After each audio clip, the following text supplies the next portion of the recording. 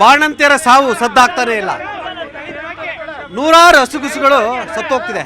ಆರೋಗ್ಯ ವ್ಯವಸ್ಥೆ ಹದಗೆಟ್ಟಿದೆ. ಬೆಲೆ ಏರಿಕೆ ದಿನೇ ದಿನೇ ಹೆಚ್ಚಾಗ್ತಿದೆ. ಬಿಜೆಪಿ ಮೇಲೆ ಆರೋಪ ಮಾಡ್ತಾರೆ ಕಾಂಗ್ರೆಸ್ನವರು. ಬಸ್ ದರವನ್ನು 15% ಏರಿಕೆಯನ್ನು ಮಾಡಿದ್ರು. ಸಚಿವ ರಾಮಲಿಂಗಾರೆಡ್ಡಿ ಹೇಳ್ತಾರೆ ಅದು ಬಿಜೆಪಿ ಅವ್ರದ್ದು ಅಂತ. ಬಿಜೆಪಿ ಕೊಲೆ ಮಾಡಿದ್ರು, ಸುಲಿಗೆ ಮಾಡಿದ್ರು, ದರೋಡೆ ಮಾಡಿದ್ರು, ರೇಪ್ ಮಾಡಿದ್ರು ಅಂತ ಕಾಂಗ್ರೆಸ್ ಅದೇ ಕೆಲಸ ಮಾಡೋಕ್ಕಾಗುತ್ತೇನ್ರಿ? ಇಲ್ಲ. ಮಲ್ಲಿಕಾರ್ಜುನ್ ಖರ್ಗೆ ಅವರ ಕಪ್ಪಿ ಮುಚ್ಚಲಿರ್ತಕ್ಕಂಥ ಕಾಂಗ್ರೆಸ್ ಪಕ್ಷ, ಮುಖ್ಯಮಂತ್ರಿ, ಉಪಮುಖ್ಯಮಂತ್ರಿ, ಸಚಿವರು, ಕಾಂಗ್ರೆಸ್ ಎಲ್ಲ ನಾಯಕರಲ್ಲಿ ಗಡ ಗಡ ಗಡ ಅಂತ ನಡುಕ್ತಿದ್ದಾರೆ ಅಂತ ನೀವೇ ಹೇಳಿದ್ರಿ. ಇದೇ ಕಾರಣಕ್ಕಾಗಿ ಪ್ರಿಯಾಂಕ್ ಖರ್ಗೆ ರಿಪಬ್ಲಿಕ್ ಆಫ್ ಕಲಬುರಗಿ ಥರ ನಡೆಸೋ ಮುಖಾಂತರ ವೈದ್ಯಕೀಯ ಶಿಕ್ಷಣ ಇಲಾಖೆಯನ್ನು ಕೂಡ ಅವರೇ ನಡೆಸ್ತಿದ್ದಾರೆ ಅಂತ ಹೇಳ್ತಾರೆ. ನೋಡಿ, ಈ ರಾಜ್ಯದಲ್ಲಿ ಏನು ರಿಪಬ್ಲಿಕ್ ಆಫ್ ಕಲಬುರ್ಗಿ ಇದೆ, ಆ ಕಲಬುರ್ಗಿಯಲ್ಲಿರುವಂತ ಸಿದ್ಧಾರ್ಥ ವಿಹಾರ್ ಟ್ರಸ್ಟಿನ ಮೇಲೆ ಸಿಬಿಐ ಇಡಿ ದಾಳಿ ಮಾಡಿದ್ರೆ ದಲಿತರ ದುಡ್ಡು ಸಿದ್ಧಾರ್ಥ ವಿಹಾರ್ ಟ್ರಸ್ಟ್ ಅಲ್ಲಿದೆ. ಈ ರಾಜ್ಯದ ಭ್ರಷ್ಟಾಚಾರದ ದುಡ್ಡು ಸಿದ್ಧಾರ್ಥ ವಿಹಾರ್ ಟ್ರಸ್ಟ್ ಅಲ್ಲಿದೆ. ಈ ರಾಜ್ಯದ ಇವತ್ತು ಸೂಸೈಡ್ ಮಾಡ್ಕೊಂಡಿದ್ದಾರೆ, ಅವರ ದುಡ್ಡೆಲ್ಲ ಸಿದ್ಧಾರ್ಥ ವಿಹಾರ್ ಟ್ರಸ್ಟ್ ಅಲ್ಲಿದೆ. ಯಾವಾಗ ದಲಿತರ ದುಡ್ಡನ್ನ ಹೊಡೆಯೋದಿಕ್ಕೆ ಸಿದ್ಧಾರ್ಥ ವಿಹಾರ್ ಟ್ರಸ್ಟ್ ಅನ್ನ ಮಾಡ್ಕೊಂಡ್ರು ಖರ್ಗೆ ಅವರು, ಅಲ್ಲಿಗೆ ಇಡೀ ರಾಜ್ಯದ ದುಡ್ಡೆಲ್ಲ ಅಲ್ಲಿದೆ. ಅದಕ್ಕೋಸ್ಕರ ದಲಿತರ ಉದ್ಧಾರಕ ಪ್ಯಾಕೆಟ್ ಅಲ್ಲಿ, ರಾಹುಲ್ ಗಾಂಧಿ ಪ್ಯಾಕೆಟ್ ಅಲ್ಲಿ ಭಾರತ ಸಂವಿಧಾನ ಇಷ್ಟು ಗಾತ್ರ ಆಗಿದೆ, ಸಿದ್ಧಾರ್ಥ ವಿಹಾರ್ ಮಾತ್ರ ಇಷ್ಟು ಗಾತ್ರ ಆಗಿದೆ. 5 ಎಕರೆ ಚೆನ್ನಾಗಿ ಹೊಡೆದಿ ಈ ರಾಜ್ಯದ ಆಸ್ತಿಯನ್ನ 100 ಕೋಟಿ ಬೆಲೆ ಬಾಳೋದನ್ನ ಪ್ರಿಯಾಂಕಾ ಖರ್ಗೆ ಅವರೇ ವಾಪಸ್ ಕೊಟ್ರಲ್ಲಪ್ಪ. ಯಾರ್ದಪ್ಪ ಅದು ಪ್ರಿಯಾಂಕಾ? ಇವತ್ತು ಒಂದು ಏನ್ ಸಚಿನ್ ಪಾಂಚಾಲ ಆತ್ಮಹತ್ಯೆ ಮಾಡ್ಕೊಂಡಿದ್ದಾರೆ, ಅವ್ರು 7 ಪುಟಗಳ ಬರೆದಿಟ್ಟಿದಾರಲ್ಲ ಸರ್, ಇವರು ಆಪ್ತ ಸಹಾಯಕ ಪ್ರಿಯಾಂಕಾ ಖರ್ಗೆ ಅವರು ಆಪ್ತ ಸಹಾಯಕ ಇದಾರಲ್ಲ ಸರ್, ಮುಂಚೆ ಫೇಕ್ ಮಾಡಿದಾರೆ ಅಂತ ಕಂಪ್ಲೇಂಟ್ ಕೊಟ್ಟಿದ್ದಾರೆ. ಯಾಕೆ ಹೋಗಿ ಅವ್ರು ಮುಂಚೆನೆ ಕೊಟ್ಟಿಲ್ಲ? ಯಾಕೆ ಮುಂಚೆನೆ ಕೊಟ್ಟಿಲ್ಲ? ಅವ್ರ ಮೇಲೆ ಅವ್ರು ಫೇಕ್ ಮಾಡಿದ್ರೆ ಮುಂಚೆನೆ ಕೊಡ್ಬೋದಿತ್ತಾನೆ, ಯಾಕೆ ಆ ರೀತಿ ಮಾಡಲ್ಲ? ನೋಡಿ, ಇದು ಹೇಳ್ತಾ ಇದೀನಿ ಕೇಳಿ, ಇದರಲ್ಲಿ ಪೂರ್ತಿ 100ಕ್ಕೆ 100% ಜನ ಮಾತಾಡೋ ರೀತಿಯಲ್ಲಿ ಆ ಒಂದು ಡೆತ್ ನೋಟ್ ಪ್ರಕಾರ ಮಾನ್ಯ ಸಚಿವರ ಹೆಸರು ಇರಬಹುದು, ಅವರು ಮತ್ತೆ ಅದರಲ್ಲಿ ಭಾಗಿಯಾಗಿರ್ಬೋದು. ಅವ್ರು ಆಪ್ತ ಮಾಡಿದ್ರಿಂದ ಅವರು ರಾಜೀನಾಮೆ ಕೊಟ್ಟು ತನಿಖೆಯನ್ನು ಎದುರಿಸ್ತಾರೆ. ನಿಮ್ದು ಈ ಆತ್ಮಹತ್ಯೆ ಭಾಗ್ಯಕ್ಕೆ ಎಷ್ಟು ಅದು ಕೊಡ್ತಾ ಇದ್ದೀರಾ ನೀವು? ಸರ್ ನೋಡಿ, ಹಾಸನದಲ್ಲಿ ಪ್ರಜ್ವಲಿಂದ ಎಷ್ಟು ಹೆಣ್ಮಕ್ಳು ಆತ್ಮಹತ್ಯೆ ಮಾಡ್ಕೊಂಡಿದ್ದಾರೆ, ಸೂರಜಿಂದ ಎಷ್ಟು ಗಂಡ್ಮಕ್ಳು ಆತ್ಮಹತ್ಯೆ ಮಾಡ್ಕೊಂಡಿದ್ದಾರೆ, ಮೊದಲು ಅದನ್ನ ಉತ್ತರ ಹೇಳಿ. ಆಮೇಲೆ ಏನು ಕಲಬುರ್ಗಿಯನ್ನ ರಿಪಬ್ಲಿಕ್ ಕಲಬುರ್ಗಿ ಅಂದ್ರಲ್ಲ, ಮಣಿಕಂಠ ರಾಥೋಡು ಅಕ್ಕಿ ಕಳ್ಳ ಮಡ್ಕ ದಂಧೆ ಮಾಡೋನು, ಅವನಿಗೆ ರೌಡಿ ಶೀಟ್ ಇರ್ತಕ್ಕಂಥದ್ದು. ಆದ್ರೆ ಪ್ರಿಯಾಂಕಾ ಖರ್ಗೆ ಅವ್ರ ಮೇಲೆ ಯಾವುದೇ ರೀತಿಯಾದ ಮಣಿಕಂಠ ರಾಠೋಡ್ ಅನ್ನೋದೊಬ್ಬ ಕ್ರಿಮಿ. ಆಯ್ತಾ? ಇನ್ನೊಂದು ಸರ್, ಕೊನೆಯದಾಗಿ JDS ನವರು ಯಾವುದು ಸಿದ್ಧಾರ್ಥ ಟ್ರಸ್ಟ್ ಅಂದ್ರು, ಅದನ್ನು ವಾಪಸ್ ಕೊಟ್ಟಿದ್ದಾರೆ. ಇದೇ ಪಡುವಲಿಪ್ಪೆ 87 ಎಕರೆ ನುಂಗಿರೋದು, ಶ್ರೀ ಸಾಯಿ ವೆಂಕಟೇಶ್ವರ ಮಿನರಲ್ಸ್ 530 ಎಕರೆ ನುಂಗಿರೋದು, ಗಂಗೇನಹಳ್ಳಿದು 100 ಕೋಟಿ ರೂಪಾಯಿ ಆಸ್ತಿಯನ್ನ ರಾಜಶೇಖರ ಹೆಸರಲ್ಲಿ ಕೊಳ್ಳೆ ಹೊಡೆದಿರೋದು ಕುಮಾರಸ್ವಾಮಿ. ಅವ್ರು ಮೊದಲು ನೈತಿಕತೆನ ಇಟ್ಕೊಳ್ಳಿ. ಜೊತೆಗೆ ಬಿಜೆಪಿಯ ಯಾವ ಆರೋಪ ಇದೆ ಅದು ಕೇವಲ ಆರೋಪ ಆಗಿರ್ತದೆ ಹೊರತು ಅದು ನಿಜ ಆಗಿರೋದಿಲ್ಲ. ಇಲ್ಲಿ ಪ್ರಿಯಾಂಕ್ ಖರ್ಗೆ ಅವರು ರಾಜೀನಾಮೆ ಕೊಡುವಂತ ಪ್ರಮೇಯ ಇಲ್ಲ. ಸಚಿನ್ ಅವ್ರಿಗೂ ಪ್ರಿಯಾಂಕ್ ಖರ್ಗೆ ಅವ್ರಿಗೂ ಅಥವಾ ಕಾಂಗ್ರೆಸ್ಗೂ ಯಾವುದೇ ಸಂಬಂಧ ಇಲ್ಲ.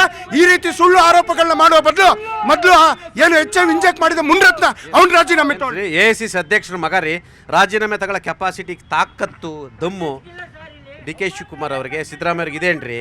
ನೋಡಿ, ವಿರೋಧ ಪಕ್ಷದಲ್ಲಿ ಕೂತಿರ್ತಕ್ಕಂಥ ಬಿಜೆಪಿ ಮತ್ತು JDS ಪಕ್ಷಗಳಿಗೆ ಮಾಡಕ್ ಕೆಲಸ ಇಲ್ದವ್ರು ಬೇರೆ ಏನೋ ಮಾಡೋದು ಅನ್ನೋ ಹಾಗೆ ಯಾವುದೇ ಅವ್ರನ್ನ ಕೆಲಸ ಇಲ್ದವ್ರು ಅಂತ ತಿಳ್ಕೊಂಡಿದ್ರೇನ್ರಿ? ಯಾಕ್ರೆ ನಿಮಗೆ ಅಧಿಕಾರ ಇರಲಿಲ್ಲ, ಆಗ ನಿಮಗೆ ಕೆಲಸ ಇರಲಿಲ್ವಾ?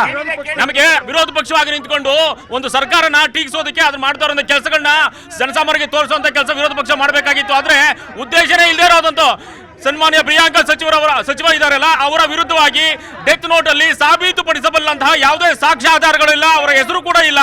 ಯಾವುದೇ ಉರುಳಿಲ್ದೇ ಇರುವಂತಹ ಒಂದು ಪ್ರಕರಣ ಇಟ್ಟುಕೊಂಡು ಅನಾವಶ್ಯಕವಾಗಿ ರಾಜ್ಯದ ಜನತೆನ ಗೊಂದಲಕ್ಕೆ ಈಡು ಮಾಡ್ತಾ ಇದ್ದಾರೆ JDS ಮತ್ತು ಬಿಜೆಪಿ ಪಕ್ಷದವರು ಅನ್ನೋದನ್ನ ನಿಮ್ಮ ವಾಹಿನಿಯಲ್ಲೇ ಒಂದು ಸುದ್ದಿನ ಇವಾಗ ನೋಡ್ಕೊ ಬಂದೆ. ವಿರೋಧ ಪಕ್ಷದ ನಾಯಕ ಆರ್ ಅಶೋಕ್ ಅವರು ಪೊಲೀಸ್ ಅಧಿಕಾರಿಗೆ ತಾಯಿಗೆ ನಿನ್ಸೋ ಮೂಲಕ ಚಪ್ಪಲಿ ಹೊಡಿತೀವಿ ಅಂತ ಹೇಳಿದ್ರಲ್ಲ, ಇದು ಯಾವ ಸೀಮೆ ವಿರೋಧ ಪಕ್ಷದ ನಾಯಕ? ಮೊದಲು ರಾಜೀನಾಮೆ ಅವ್ರು ಕೊಟ್ಟು ಹೋಗ್ಲಿ. ಒಂದು ಆರ್ ಅಶೋಕ್ ರಾಜೀನಾಮೆ ಕೊಡಬೇಕು, ಮೊದಲು ಆರ್ ಅಶೋಕ್ ರಾಜೀನಾಮೆ ಕೊಡಬೇಕು. ಇವರು ತಟ್ಟೆಯಲ್ಲಿ ಬಿದ್ದಿರುವಂತ ಯಜ್ಞನ ಬಿಟ್ಟು ಬೇರೆ ತಟ್ಟೆಯಲ್ಲಿ ಸೊಳ್ಳೆ ಜಿಲ್ಲೆ ತಿಗಣೆ ನೋಡ್ಕೊಂಡು ಕೊಟ್ಟಿದ್ದಾರೆ. ಆರೋಪ ಬಂದ್ರೆ ನಾವು ರಾಜೀನಾಮೆ ಕೊಡಕ್ಕೆ ಸಿದ್ಧ.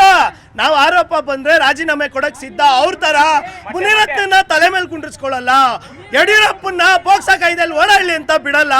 ನಮ್ಮ JDS ನಾಯಕರು ಹೇಳಿದ್ರು ಚಡ್ಡಿ ಬಿಚ್ತೀವಿ ಅಂತ, ಅವರು ಪುಟ್ಗಾಸಿನ ಬಿಚ್ಕೊಂಡು ಭಾರತೀಯ ಮಾಧ್ಯಮಗಳು ಹಾಸನದಲ್ಲಿ ಆಗಂತ ಅತ್ಯಾಚಾರನ ನ್ಯಾಷನಲ್ ಲೆವೆಲ್ ಅಲ್ಲಿ ನ್ಯೂಸ್ ಮಾಡಿದೆ.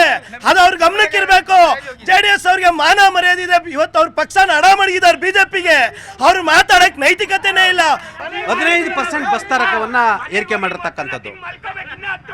ಬಸ್ ದರ ಏರಿಕೆ ಮಾಡಿರ್ಬೇಕು ಪ್ರಶ್ನೆ ಮಾಡಿದ್ರೆ ಪ್ರಳಯಾಂತಕ ಸಾರಿಗೆ ಸಚಿವ ರಾಮಲಿಂಗಾರೆಡ್ಡಿ ಹೇಳ್ತಾರೆ ಬಿಜೆಪಿ ಕಾಲದ 9,000 ಕೋಟಿ ಇತ್ತು, ಅದನ್ನ ಬಿಟ್ಟು ಹೋದ್ರೆ ನಾವು ಏರಿಕೆ ಮಾಡಿದ್ವಿ ಅಂತ ಹೇಳ್ತಾರೆ.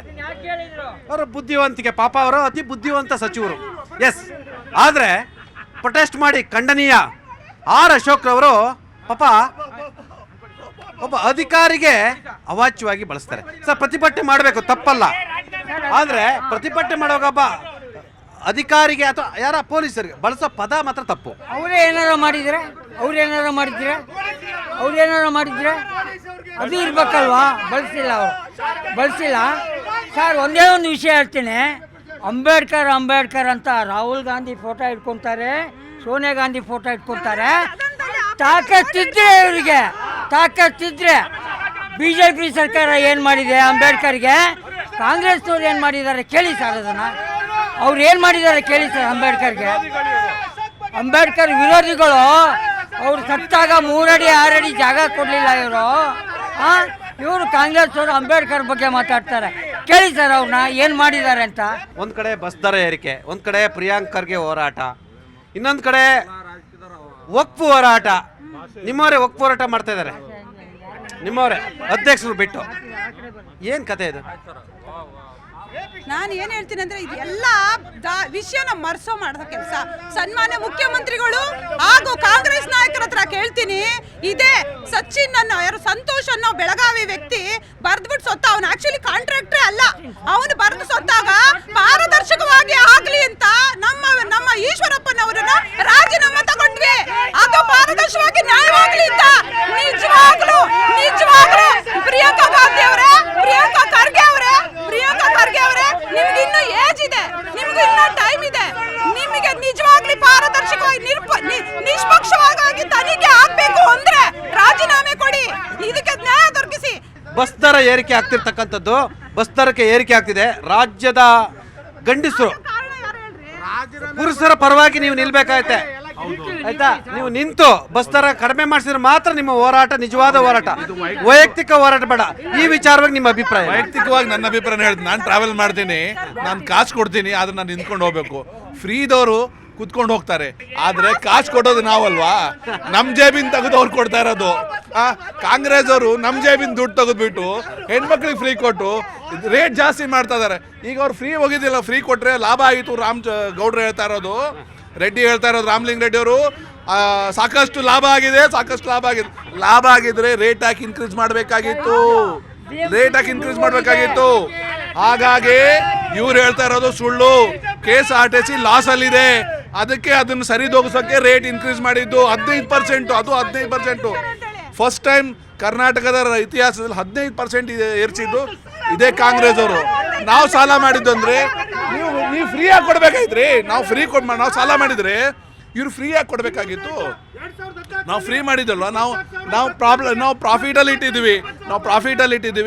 ಇವ್ರು ಬಂದು ಸಾಲ ಫ್ರೀ ಕೊಟ್ಟು ಸಾಲ ಮಾಡಿದ್ದಾರೆ. 4 ನಿಗಮಗಳು ಲಾಸಲ್ಲಿದೆ, ಸಂಬಳ ಕೊಡಕ್ಕೆ ಅವ್ರ ಹತ್ರ ದುಡ್ಡು ಇಲ್ಲ. ಹಾಗಾಗಿ ಇನ್ಕ್ರೀಸ್ ಮಾಡ್ತಾ ಇದ್ದೋ ಇದು. ಹಾಗಾಗಿ ನಾವು ರಾಜ್ಯ ವ್ಯಾಪ್ತಿ ಹೋರಾಟ ಮಾಡ್ತೀವಿ.